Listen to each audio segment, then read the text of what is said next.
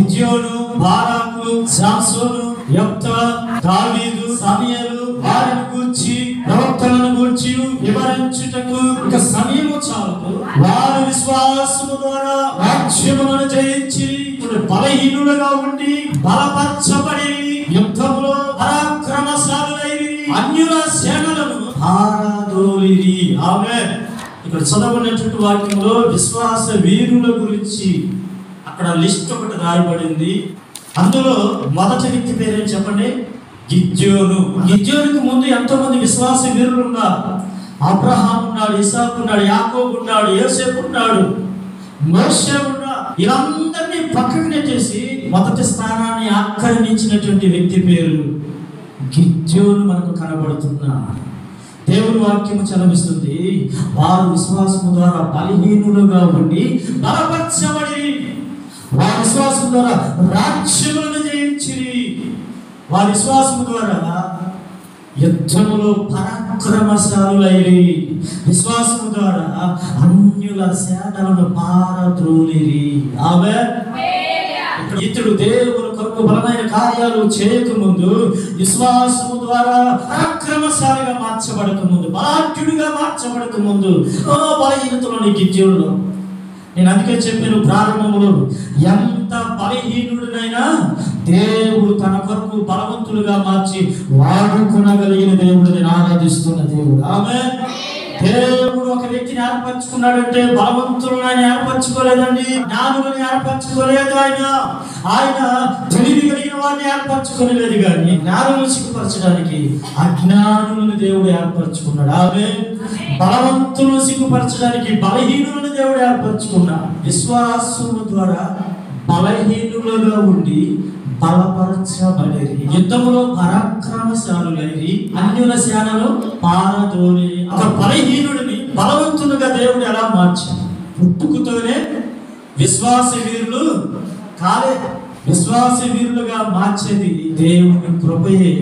బలవంతులుగా మనల్ని మారుస్తుంది. బలహీనులుగా ఉన్న మనల్ని ఆయన అభిషేకమే మనల్ని బలవంతులుగా మారుస్తుంది. న్యాయాధిపతుల పుస్తకములో 6వ అధ్యాయం 11వ దూత వచ్చి యోవాషు కుమారుడైన గిద్యోను మిద్యానీయులకు మరిగై ఉన్నట్లు గానుగ చాటున గోధుమలను దొల్లగొట్టుచుండగా, గిద్యోను కాలంలో ఇశ్రాయేలులు చేసిన దోషములను బట్టి 7 ఏళ్ళు మిద్యానీయులకు దేవుడు ఇశ్రాయేలు ప్రజలను అప్పగించారు. చేసిన అతిక్రమములను బట్టి, వారు చేసిన అక్రమములను బట్టి, దోషములను బట్టి దేవుడు శత్రువులకి అప్పగించారు.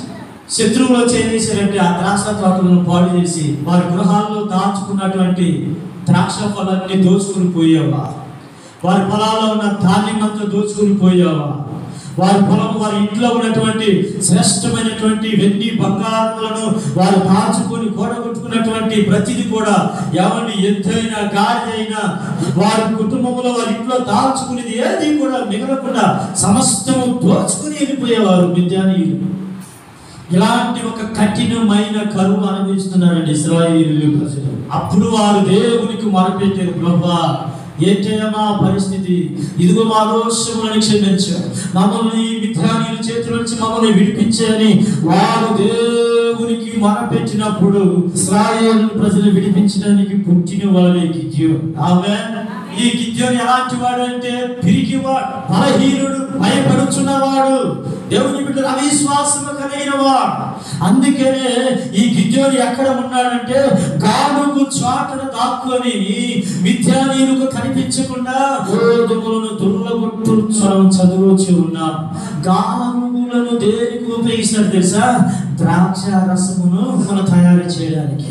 వారి పొలాల్లో పడిన ద్రాక్ష ఫలములని కూడా తీసుకొచ్చి ఆ గానుగులు వేసినప్పుడు అప్పట్లో ఇశ్రాయేలు ప్రజలు ఆ గానుగు నుంచి వచ్చినటువంటి ద్రాక్ష రసమును తయారు చేయడానికి ఉపయోగించబడేవి. కానీ ఇప్పుడు ఆ గానుగులు నిష్ప్రయోజనంగా. ఇప్పుడు గిద్యోని ఆలోచన ఏంటంటే ద్రాక్షారసం తీయడానికి గానుగులు ఉపయోగిస్తారు కదా. ఇప్పుడు గానుగు చాటు నుండి గోధుమలను తొలగొట్టుచున్నాడంట. ఎందుకంటే ఎవరికి ఎలాంటి సందేహము రాకుండా గానుగులు నిష్ప్రయోజనము కనుక ఈ మిద్యానీయులు గానుగులు చూసినప్పుడు ఏదో పని చేసుకుంటున్నాడే, ద్రాక్షారసము కాదు కదా అన్నట్లుగా చూసి చూడనట్లుగా వెళ్ళిపోతారనేసి గిద్యోను ఏం చేస్తున్నాడంటే ఆ గానుగులు చాటుని కూర్చొని ఎవరికి కంట కనబడకుండా గ్రామ పెద్దలకు భయపడి, అలాగే వారి పితరుల కుటుంబానికి భయపడి, శత్రువులకు భయపడి గానుగు చాటున గోధుమలను తొలగొట్టుచూ ఉన్నాడంట. మనకు అర్థమైంది ఏంటంటే అతడు భయస్థుడుగా మనకు కనబడుతున్నాడు. గిద్యోనుని చాలా సార్లు బలపరిచాడు దేవుడు.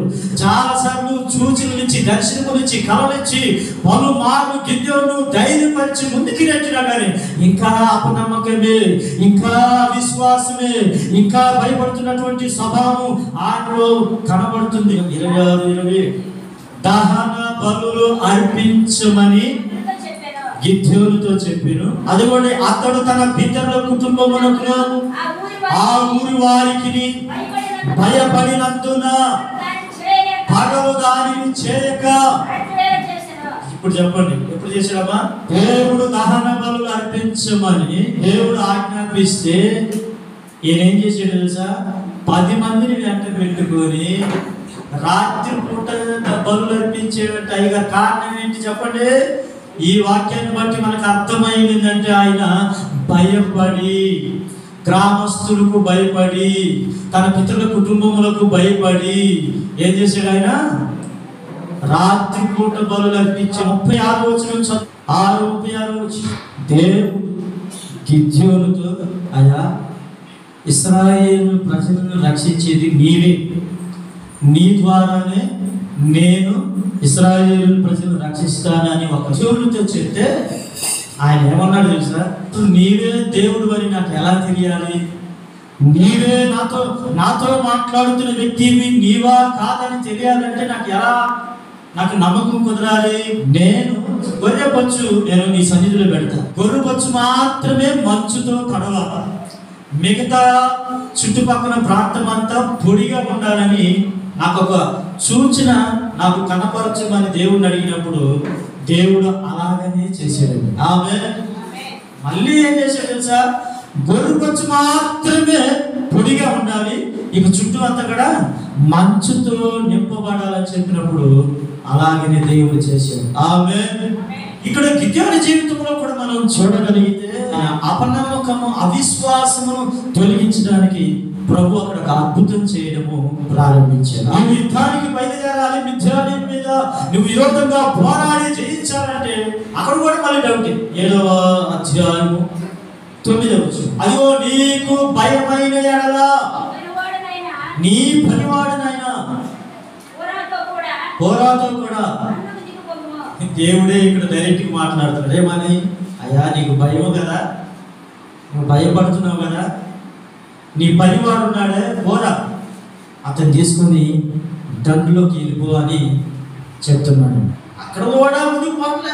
ఇన్ని బలహీనతలు ఉన్న గిద్యోన్ని ఇంత అవిశ్వాసము, అపనమ్మకము, భయము, పిరిగితనము, అరే వాగ్దానం ఇచ్చి నేను పిలిచాను, నేను నీకు తోడైనానని చెప్తే అరే వాడా ముందుకి నాకు ఒక చూపించమంటాడు. చూపించిన తర్వాత నువ్వే అంటాడు. మరి ఎల్లు యుద్ధానికి వెళ్ళంటే అమ్మ నాకు భయం అంటాడు. మరి ఇంకేంటాయానికి ఏంటి నీ భయం ఏంటి చెప్పంటే అసలు నువ్వా నాకు కాదా నాకు డౌట్. ఇన్ని భయాల మధ్యలో విశ్వాస వీరుల పట్టికలో ఇంత బలహీనుడైన వ్యక్తి మొదటి స్థానాన్ని ఆక్రమించాడు.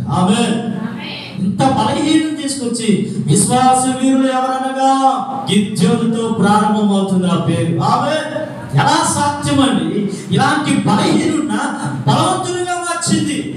నువ్వు ఎలాంటి బలహీనమైన స్థితిలో ఉన్నా పరిశుద్ధంగా జీవించలేని బలహీనత, దేవుని కొరకు విశ్వాసంగా బ్రతకలేని బలహీనత, దేవుని కొరకు మనసు మార్చుకొని దేవుని కొరకు రోషము కలిగి బ్రతకలేని బలహీనత, దేవుడు ఎన్నో మేలు చేస్తే మేలును మర్చిపోయి యేసయ్యా ఇది నీవే చేసేవయ్యా అని చెప్పలేని స్థితిలో ఈ రోజు అనేక మంది కనబడుతూ ఉన్నారు. పరిచర్య చేయలేని బలహీనత, గొప్ప ప్రార్థన జీవితం కలిగి ఉండలేని బలహీనత, ఇలాగ బలహీనతల మధ్యలో అనేక మంది వారి భక్తి ముందుకు సాగిపోతూ ఉంది. ఈ రోజు దేవుడు నీతో రాత్రి మాట్లాడుతూ ఉన్నాడు. నువ్వు ఎన్ని బలహీనతలు కలిగి ఉన్నా నిన్ను బలవంతులుగా మార్చుటకు కూడా బలవంతురాలుగా మార్చగలనని దేవుడు వాగ్దానం చేస్తూ ఉన్నాడు. ఆమేన్. ఇంత బలహీనమైన వ్యక్తి బలవంతులుగా మార్చింది దేవుని కృప. ఆమేన్. విశ్వాసం ద్వారా బలహీనులుగా ఉండి బలపరచబడిరి, యుద్ధములో పరాక్రమశాలులైరి, అన్యుల సేనలను పారద్రోలిరి. పారద్రోలింది ఎవరు? పరాక్రమశాలులుగా మార్చబడింది ఎవరు? విశ్వాసం ద్వారా రాజ్యాలు జయించింది ఎవరు? బలహీనులు. రాజ్యాలు జయించిన ఎవరు? బలహీనులే. బలవంతులు ఏర్పరచుకునేది కానీ బలహీనులనే తన పని కొరకు బలవంతులుగా మార్చి వాడుకున్నాడు ఆయన. ఆమె ఇన్ని బలహీనతలున్నా ఆ బలహీనతలని దేవుని సన్నిధిలో ఒప్పుకొని బ్రతికితే బలహీనురాలైన బలహీనుడనైన నిన్ను నా దేవుడు తన పని కోసం బలవంతులుగా మార్చి వాడుకునే దేవుడు ఆయన. ఆమె పేతురు బలహీనుడే. నేను హింసింపబడుటకును చంపబడుటకు సమాధి చేయబడుటకు 3వ రోజున తిరిగి లేచుట అసాధ్యమని శిష్యులకు చెప్పినప్పుడు పేతురు ఏమంటున్నాడు తెలుసా? అయ్యా అది నీకు దూరమగును గాక. యేసు ప్రభుని తన చెయ్యి పట్టుకొని పక్కగా తీసుకెళ్ళి గద్దించాడంట యేసు ప్రభుని. ఎవరు? పేతురు. శ్రమ పడేదానికి మనసు లేనివాడుగా పేతురు కనబడుతున్నాడు. నువ్వు ఈ రాత్రి ముమ్మారు అబద్ధం ఆడతావు అని చెప్పినప్పుడు ఏమన్నాడు పేతురు? ఆయన సావైనా బ్రతికైనా నేను నిన్ను విడవను, నీతోనే ఉంటాను. అబద్ధం ఆడాడా లేదా? 3 సార్లు అబద్ధం ఆడినప్పుడు తనకు తాను చెప్పించుకున్నాడంట.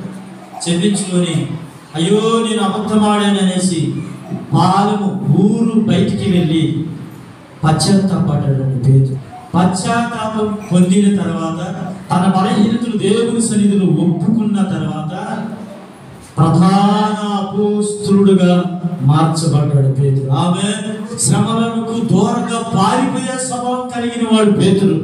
ఆయన సిలువేస్తున్నప్పుడు ఆయన చెప్పిన మాట ఏంటంటే యేసు ప్రభుని సిలువేశారు. కారణం ఏంటంటే ఆయన పరిశుద్ధుడు.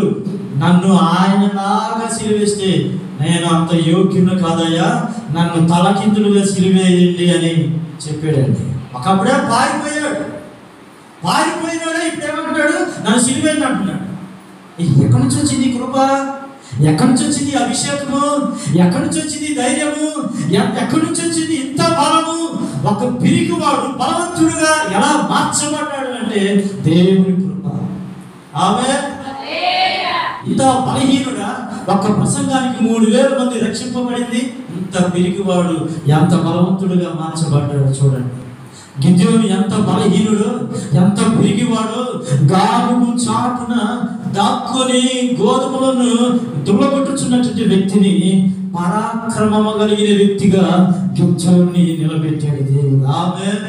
ఓ ఇర్మియా, నీవు నేను చెప్పినట్లు ఇశ్రాయేలు ప్రజలకు నువ్వు బోధించాలని చెప్పినప్పుడు ఇర్మియా చెప్పిన మాట ఏమిటంటే అయ్యా నేను బాలుడను, నాకు మాట్లాడేందుకు శక్తి చాలదు అని ఇర్మియా బలహీనమైన మాటలు మాట్లాడుతుంటే ఇర్మియాతో చెప్పిన మాట ఏంటి తెలుసా?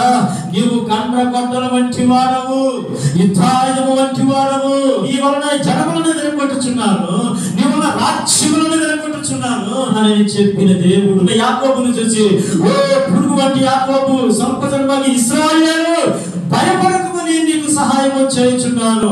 ఇదిగో కక్కులు పెట్టబడిన బదులు కలిగినటువంటి క్రొత్తదైనటువంటి నూర్చడి రానుగా నేను నిన్ను నియమించబోచున్నాను. పర్వతములను నూర్చుదువు, వాటిని పొడు చేయుదువు, కొండలను కొట్టువలించి. ఎవరయ్యా ఈయన యాకోబు? ఎవరు? భయపడుతుంది. అందుకే పురుగు వంటి యాకోబు, స్వల్ప జన్మకి ఇశ్రాయేలు భయపడకు అంటే భయపడుతున్నాడు ఆయన. వీళ్ళందరూ ఎవరు? ఇర్మియా అయినా, యాకోబు అయినా, గిద్యోను అయినా వీళ్ళందరూ ఎవరయ్యా అంటే బలహీనులు, అవిశ్వాసం కలిగిన వారు, దేవుని వాగ్దానమును నమ్మలేని స్థితిలో ఉన్నవారు, ఇలాంటి వారిని సైతము బలవంతులుగా దేవుడు వాడుకున్న దేవుడు. ఆమె దేవుడు తన పని కొరకు నువ్వు ఎంత బలహీనురాలవైనా తన పనిని జరిగించడానికి నిన్ను బలపరిచి బలవంతురాలుగా మార్చి వాడుకోవాలని నా దేవుడు ఇష్టపడుతున్న దేవుడు. ఆమేన్. గిద్యోను అంత పరాక్రమశాలిగా మార్చబడటానికి, బలహీనులను సైతం బలవంతుడిగా మార్చబడటానికి, విశ్వాసం ద్వారా రాజ్యములు జయించడానికి, అన్యుల సేనలను పారదోలడానికి, దేవుడి బిడ్డల యుద్ధములో పరాక్రమశాలిగా మార్చబడటానికి గిద్యోనికి ఇంత బలం ఎక్కడి నుంచి వచ్చిందంటే దేవుడు ఆయనకు తోడై ఉన్నాడు. ఆమేన్. ఈ రోజున నీకు నాకు మన ప్రభు తోడై ఉంటే నీవు కూడా బలవంతురాలే. ఆమేన్. దేవుడు మనకు తోడై ఉన్నంత కాలం నువ్వు బలవంతురాలుగానే ఉంటావు. మిథ్యానీయులను ఒక్క మనిషిని హతమార్చినట్లు మిథ్యానీయులను ఒక్క దెబ్బ కథను చంపేస్తావంటే ఏమో నువ్వు చెప్తున్నావు కానీ నీ దేని సహాయం వల్ల నేను ఇదంతా చేయగలను అని మళ్ళీ డౌట్. ఎలాంటి నా దేవుడు వాడుకుంది? ఎస్, ఎలాంటి వాడినైనా దేవుడు వాడుకోగలిగిన దేవుడు. ఆమేన్. న్యాయాధిపతుల పుస్తకంలో 6వ వచనం చదువుదాం. యెహోవా దూత అతనికి కనబడి పరాక్రమం గల బలాఢ్యుడా, యెహోవా నీకు తోడై ఉన్నాడని. పరాక్రమము గల బలాఢ్యుడా, నేను నీకు తోడై ఉన్నానని దేవుడు చెప్పాడు. నమ్మాలా లేదా? మా పితరులు ఐగుప్తు దేశంలో నువ్వు చేసిన కార్యములను మాకు వివరించారు కానీ ఆ అద్భుతాలన్నీ ఇడిపోయినాయి. నువ్వు చేసిన కార్యాలన్నీ అద్భుత కార్యములు ఏమాయను? దేవుడు మమ్మల్ని మర్చిపోయాడు, దేవుడు మమ్మల్ని విడిచిపెట్టేశాడు, శత్రువులకు అప్పగించాడు, ఇక మమ్మల్ని దేవుడే మర్చిపోయాడు, మేము ఇంక ఎలా ఈ పరిస్థితి నుంచి విడిపించబడాలి అని మాట్లాడుతున్నాడు గిద్యోను. నిన్ను పంపిన వాడు నేనే అని చెప్పినా మళ్ళీ సందేహం. ఒక మనిషిని చెప్పినట్టు చంపేస్తామంటే డౌట్. ఏదైనా ఒక మాట చెప్పినప్పుడు మన దేవుని మాటను నమ్ముదుముగాక. నువ్వు నమ్మిన దేవుని మహిమను చూస్తావన్నా. ఇలాంటి వ్యక్తిని విశ్వాస వీరుల పట్టికలో ఫస్ట్ ప్లేస్ ఆక్రమించాడు, ఫస్ట్ ప్లేస్ సొంతం చేసుకున్నాడండి ఈ గిద్యోను. ప్రారంభంలో బలహీనుడుగా ఉన్న, ప్రారంభంలో అవిశ్వాసిగా ఉన్న, ప్రారంభంలో ఆయన భయస్థుడుగా ఉన్న, ప్రారంభంలో దేవుని వాగ్దానముల విషయంలో సందేహించిన, దేవుడు ప్రతిసారి పురుకొల్పి ప్రోత్సహించి ముందుకు నెట్టిన అంత అపనమ్మకంతో ఉన్న వ్యక్తిని దేవుడు బలవంతుడిగా మార్చి పంపించినప్పుడు ఇప్పుడు సైన్యాన్ని తీసుకుని ముందుకు వెళ్ళిపోతున్నాడు. మిథ్యానీయుల మీదకి యుద్ధానికి బయలుదేరుతున్నాడు. ఆయన చెప్తున్న మాట ఏంటంటే, ఇదిగో మీ దగ్గర మీకు ఇవ్వబడిన ఖాళీ కుండలు ఉన్నాయి కదా, నేను మీకు సైగ చేసినప్పుడు, నేను మీకు ఆజ్ఞాపించినప్పుడు ఇది యెహోవా ఖడ్గము, గిద్యోను ఖడ్గం అని కేకలు వేయండి అని చెప్పినప్పుడు వెంటనే గిద్యోను కొండ పగలగొట్టాడు. అందరూ కొండలు పగలగొట్టి, ఓ ఇది యెహోవా ఖడ్గము, గిద్యోను ఖడ్గం అని వారి యుద్ధానికి బయలుదేరినప్పుడు అందరిని శత్రువులందరినీ తరిమి కొట్టేశారండి గిద్యోను. ఆమేన్. అలాంటి వ్యక్తిని దేవుడు వాడుకున్నాడు. ఆమేన్. నిన్ను కూడా వాడుకుంటాడు. ఓ అతను ముగింపులో కూడా ఎంత బలహీనుడు, శ్రమకు దూరంగా ఉన్నవాడు, యేసు ప్రభువును పట్టుకున్నప్పుడు పారిపోయిన ఒక వ్యక్తి, ఇలాంటి భయస్తుడిని దేవుడు తన కొరకు, దేవుడు బిడ్డల పేతురుని దేవుడు బలవంతునిగా మార్చి తలకిందులుగా సిలువేయబడి హతసాక్షిగా మార్చబడిన వాడు పేతురు. నన్ను బలపరచువాని అంటే సమస్తము చేయగలరు. 3వ అధ్యాయము 10వ వచనము. బలహీనుడు బలవంతుడని అనుకోవాలట. నేను ఎప్పుడు నేను బలహీనురాలని, నా చేత కాదు, నా బ్రతికించే అని అనుకో. నువ్వు బలహీనంగా ఉన్నా నేను ప్రభు కొరకు సమస్తము చేయగలను అని ఒప్పుకోలు నువ్వు చేయాలి. ఆమేన్. దేవుని దగ్గర అయా బలహీనుడినే, కానీ నీ వలన నేను బలవంతుడును. ఆమేన్. నా వల్ల కాదు, నా చేత కాదు, బలహీనమైన మాటలు మన నోటి నుంచి రావద్దు. నువ్వు బలహీనుడివే, కానీ దేవుని వల్ల నువ్వు సమస్తము చేయగలవని ఒక ఒప్పుకోలు. నేను బలహీనుడయ్యా, కానీ నీ వల్ల నేను బలవంతుడను అని మనం దేవుని యొక్క ఒప్పుకోలు చేస్తే నేను బలవంతునిగా దేవుడు మార్చుకున్న దేవుడు, శక్తి కలిగిన దేవుడు. బలవంతులుగా మార్చబడుటకు రహస్యం ఏమిటంటే దేవుడు మనకు తోడై ఉంటే మన బలహీనమైన మనము బలవంతులుగా మార్చబడతాం. ఆమేన్.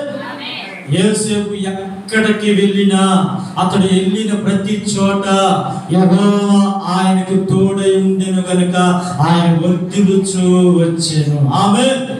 ఒక దేశాన్ని పరిపాలించగలిగిన బలవంతుడుగా యోసేపు మార్చబడ్డాడంటే దేవుడు ఆయనకు తోడై ఉన్నాడు. ఆమేన్. 3 సార్లు అబద్ధమాడి తనకు తాను చెప్పించుకొని ఊరి అరుపులకు పారిపోయినోడే తలకిందులుగా సిలువ వేయబడి దేవుని కొరకు హతసాక్షిగా మార్చబడ్డాడు, బలవంతుడిగా మార్చబడ్డాడు. ఆమేన్. గిద్యోను గానుగు చాటున దాక్కొని గోధుమలను దుల్లగొట్టుచుండగా పరాక్రమము గల బలాఢ్యుడు అని పేరు పెట్టి పిలిచి బలవంతుడిగా మార్చాడు నా ప్రభు. ఆమేన్. బలవంతుడిగా మార్చబడ్డానికి దేవుడు నీకు తోడుగా ఉంటే నువ్వు బలవంతురాలివి. ఆమేన్.